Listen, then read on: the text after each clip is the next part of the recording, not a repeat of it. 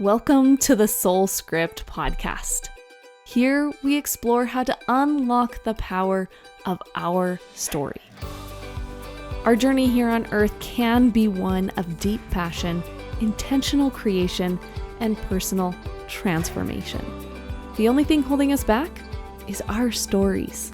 Come and join me as we rewrite and reignite. Hello, you guys, and welcome to another episode of the Soul Script podcast. I am especially excited to be here with you today and maybe a touch nervous. I feel a little out of practice because I just got back from 17 days traveling through Morocco and Spain.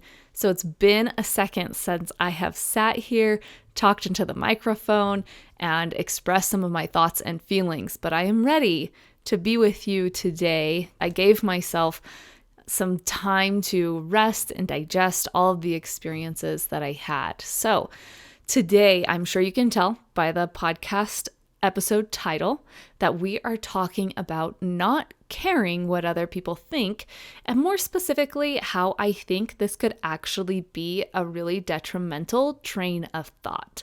We're going to get started on this subject by me actually sharing with you about some of my time in Morocco and some of the lessons that I learned there. If you were to ask me what my time was like in Morocco and I were to give you a very honest answer back, I would start off by telling you that it was such an incredible experience. Nothing I think will ever beat sitting on the top of a sand dune and looking out at the Sahara. Now, I have learned, here's just a little tip, I have learned that you should not say the Sahara Desert because the word Sahara actually means desert. So if you say the Sahara Desert, you're saying the desert. There's just a little tip for you. But the entire experience in Morocco was really beautiful and satisfying. There was times that we were walking through little intricate alleyways through Marrakesh where we were doing shopping. And I have to tell you, I am not a shopper. I don't shop on trips. The most I ever get is a little Christmas tree ornament.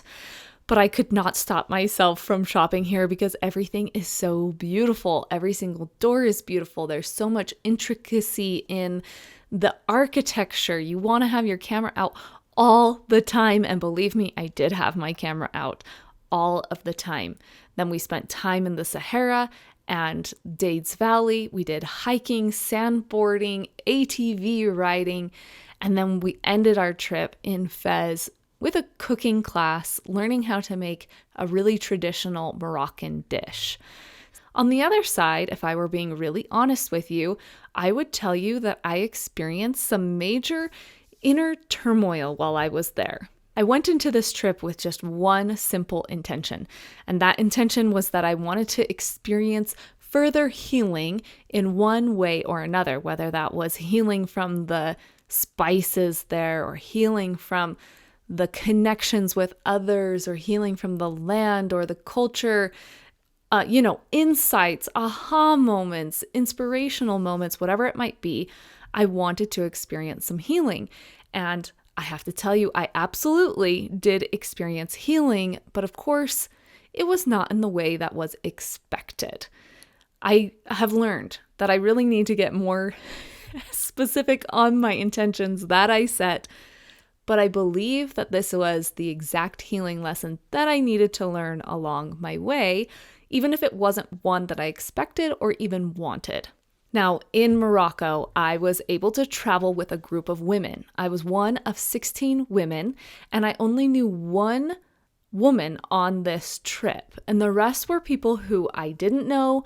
Some of them I knew kind of, but most of them I didn't know very well at all, or even at all when I got on the trip. I'm guessing that for some of you, this kind of experience sounds like pure torture, going to a new location in a new country with people that you don't know. But for me, this is actually something I love. I love getting to know new people. So I was very excited for that aspect. And through the days, I realized through my interactions with other people and the things that I was experiencing internally, the fears that were coming up as I talked and had these interactions, was that I was not achieving the goal that I really had set out to achieve. And that goal was to stop caring about what other people thought. This, like I said, is something that has been a challenge for me for my entire life. And many people have given me the advice, oh, Laura, you just need to stop caring what people think. Well, on this trip, I realized, dang it, I am still caring what other people think about me. And pretty soon with this realization, it turned into this shame infestation inside of my chest and inside of my head. And there were all these circular thoughts just circulating through my brain about how, Laura, you can't even make any progress on this. You thought you were making progress and you were wrong. And when you start worrying about something and you get in your head and that compounds on each other, well, that was what was happening.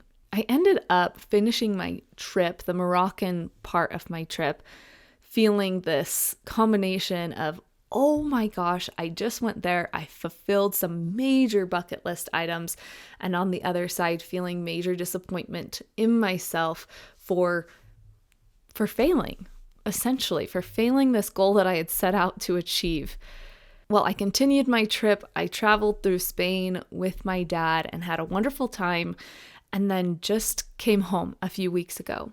And the thought, this shame process, still was weighing heavy on me. Through the day, I just kind of kept getting after myself. Lara, you ruined that experience for yourself because you couldn't get out of your head and you couldn't stop worrying about what other people thought. Well, I allowed myself to kind of go through this cycle of shame and anger and whatever it was that I was going through. And then I decided, okay, Lara, it is now time to just take a step back and let's take a little bit of an external view and look in at what's going on. An external internal view? I was looking externally at my internal view. So I had a moment where I was able to sit down and get some peace and quiet and just kind of be alone with my thoughts, but not my self-depreciating thoughts, with a little bit more positivity. And my thoughts went to, of course, the idea of caring what other people think and kind of the root of this. What does this actually look like when you care about what other people think? And I started questioning the very idea of caring about what other people think, or I guess the idea of trying to not care about what other people think as being a life goal or as being a step in your progression of, oh man, now I'm so old, I just don't even care what other people think. I'm sure you've heard that phrase. Oh, the 40s, in your 40s, it's so nice because you just stop caring about what other people think. It's this thing that we want to achieve and that supposedly you can only achieve through your older years. So I was kind of questioning this idea and where this idea comes from and the motivation behind it. And I kind of went back to some of the things I did know. When I'm going through and trying to figure stuff out in my brain, I kind of go back to the stuff that I solidly know. I see these concepts or these principles that are time tested and true for me. And through my experience, I've seen them work time and time again. And then I take this other idea that I'm questioning or experimenting with, and I compare them and see how they work well together or if they negate each other.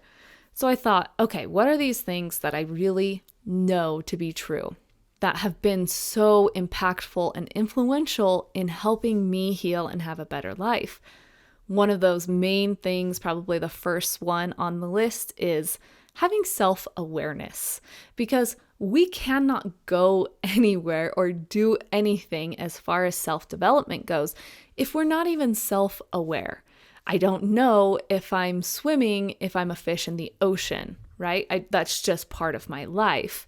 I have to be able to have a self-awareness to be able to realize, oh, I'm in water, but there's also dry land, to gain perspective and to see where my beliefs are and where my actions are and habits and what my tendencies are. Self-awareness, right? The next one, and the one that I feel incredibly passionate about, and if I had my way, it would be number one on the list, but I realized that this second one cannot happen without the first one, which is self-awareness. So self-awareness has to come first. But the second one is something that I feel so passionate about. And this is the idea of taking 110% responsibility for everything in your life, how your life is panning out, for the actions, how you've hurt other people, how people have hurt you, giving other people their responsibility back. This is a topic for another podcast episode. Like I said, it's one I feel very passionate about, and it deserves its own podcast episode. So for today, we'll just leave it there. Another principle that I think is really important is knowing your worth and making sure that your worth really isn't attached to external forces. So it's not attached to how much work you do or how much praise you have, knowing that you are of worth no matter how you are or who you are. You came into this world with worth, and you're going to leave this world with worth. And right now, in the middle of it all the messiness, you have worth. It's a very important one. The fourth one I'm going to talk about today is the idea of being authentic. Authenticity is a beautiful thing, and it kind of goes along with the self-awareness when we can see who we are and become okay with it and make peace with it. But another thing that I think goes hand in hand, or that people often put hand in hand with being authentic, is not caring about what other people think. Now, I have to challenge this idea that being authentic and having authenticity goes along with not caring about what other people think. Do you have to not care in order to be authentic? Is that how you are authentic? Now, let me explain this a little bit more. Authenticity does not equal not caring what other people think. It just means living an authentic life that's true to you, following your passions, following your path without being influenced by somebody else.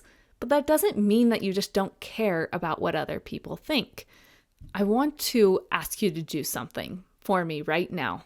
I want you to think back at your life and all the experiences that you've had, and I want you to pull out maybe 2 or 3 experiences that first come to your mind that are ones where you experienced a lot of joy, a lot of satisfaction, a lot of completeness. I actually asked my daughter this question. She's almost 12 years old, and I asked her the exact same question, and she brought up 2 memories to her mind almost immediately. She hardly even had to think about it. The first memory that came to her mind was when my family and I, so extended family, as in grandpa, grandma, aunts, uncles, cousins, and then our little family, we were off-roading out in the middle of the desert somewhere in Utah, and we stopped for a little bit of a break. And then for some reason, we just pumped up the music, we turned it up, and we started dancing. But not only were we were dancing on top of the vehicles.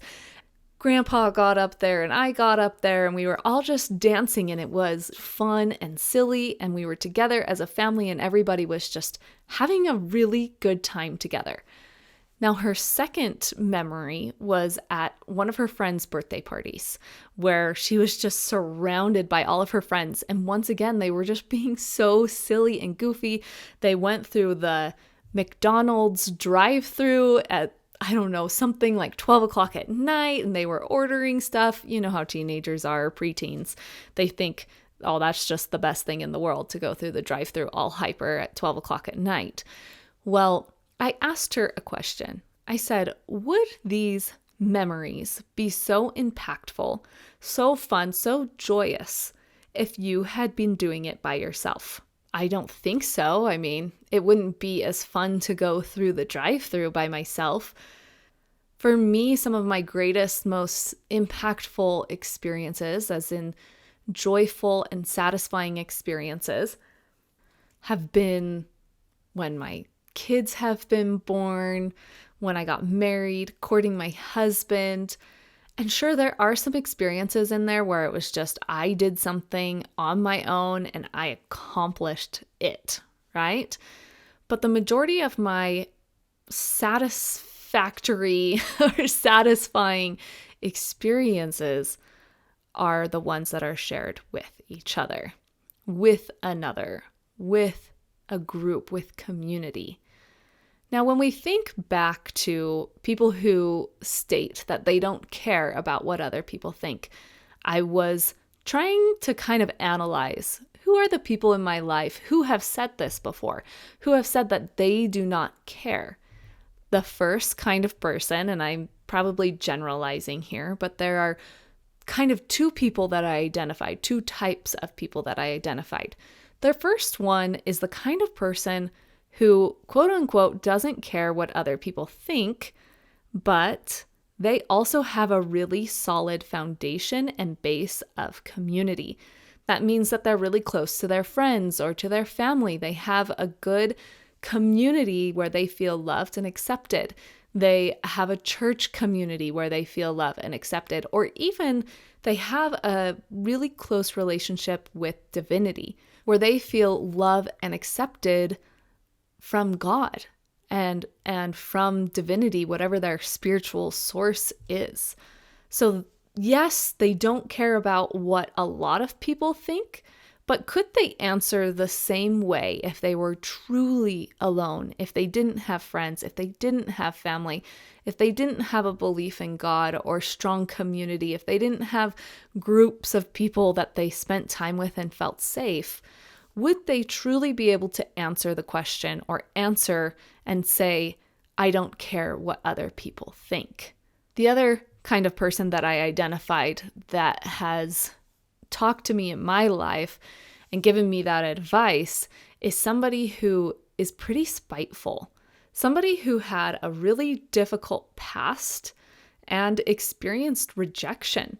I see that they use the idea that they don't care about what other people think as this protection against having future rejection like they had in the past. They use it as, a shield to stop themselves from being hurt, stop others from hurting them. Do they actually not care about what other people think if they were to dig deep inside? Would they not care? Psychologist Alfred Adler, actually, his whole theory is based upon 3 life tasks, is what he calls them. So kind of 3 main focus points. Those main focus points are work, so how we contribute to society, how are we spending our day, and what are we contributing at work, right? Number 2 is finding love. And number 3 is very strong friendships or community.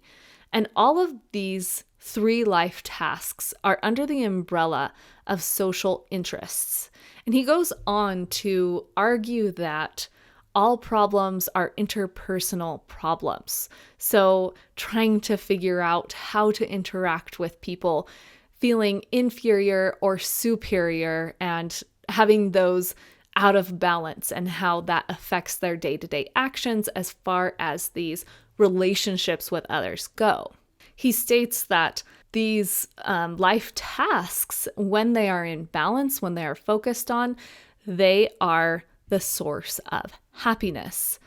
We truly need each other. We really need community. And we saw in the COVID-19 pandemic how people were highly affected by being isolated.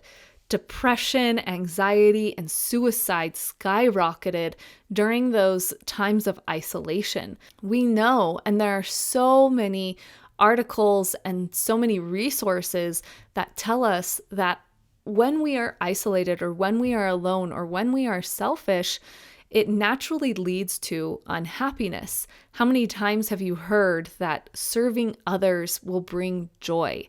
That when you get outside of yourself, that's really where you feel immense joy. But let's go back to the original things that I said, where self-awareness is important, self-responsibility is important, figuring out your authenticity is important. So here's a little bit of my theory, because those are very important and those are very individual and very internal things. But then here on the other side, I have this argument that I'm just posing for you today, that we have to have each other and that we actually do need to care about what other people think.